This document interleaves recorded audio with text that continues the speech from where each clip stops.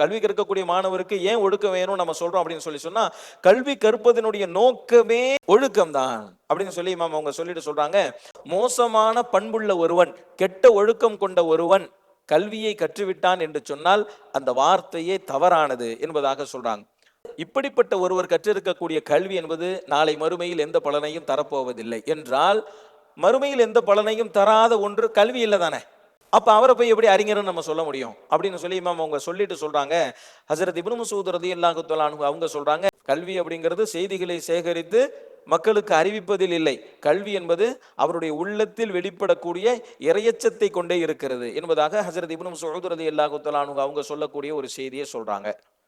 கல்வியை சிலர் நாமால் பேசுகிறார்கள், ஆனால் அது இதயத்தில் இறங்கவில்லை.